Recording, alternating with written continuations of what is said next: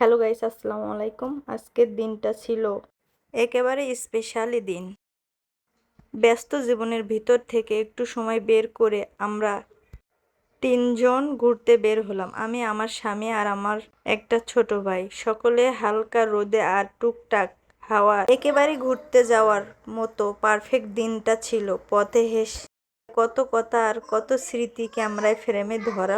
আমাদের খুশির মুহূর্তগুলো ছোট ভাইয়ের মাঝে মাঝে ভিডিও করছে, কখনো আবার আমাদের মজার কথাগুলো ধরে ফেলছে। আসলে ঘুরতে বের হলে আনন্দটা দ্বিগুণ হয় যখন পাশে থাকে আপনজনেরা। পার্কের ভিতর ঢুকতেই চোখ পড়লো সবুজ গাছপালা, রঙিন ফুল আর চারপাশে পরিবার নিয়ে ঘুরতে আসার মানুষজন। ছোট ভাই দৌড়ে গেল সামনে, আমরা দুজন ধীরে ধীরে হাঁটতে হাঁটতে সবটাই উপভোগ করছিলাম। কোথাও বসে একটু ছবি তুলছি, কোথাও আবার সবাই মিলে মজা করি। সবচেয়ে ভালো লাগার একসাথে সময় কাটানো এই ছোট ছোট মুহূর্তগুলো আসলে জীবনকে অনেক সুন্দর করে তোলে। দিনের শেষে ক্লান্তি থাকলেও মনে হয়, হ্যাঁ, এই ভ্রমণটাই সত্যি দারুণ ছিল।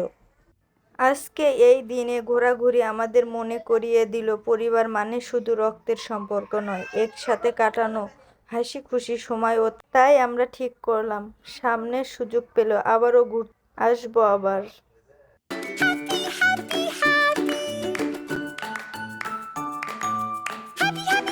আমরা দুইজন হেসে উঠলাম। সত্যি সবুজ মাঠে হাঁটার মাঝে এই অনুভূতি হচ্ছে যে মরুভূমির মাঝে। চারপাশে পাখির ডাক, হালকা বাতাস আর আমাদের মনে হাসি, সব মিলে যেন একেবারে সিনেমার দৃশ্য। ছোট ভাই ক্যামেরায় সেই মুহূর্তে ধরে রাখলো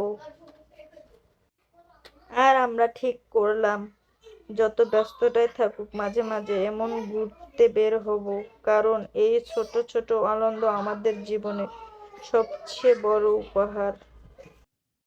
ঘুরতে দেখলাম এই ঘোড়াটা আমাদের মাঝখানে দাঁড়িয়ে আছে, তাই একটু ভিডিও করলাম। এই ঘোড়াটার রাগ অনেক।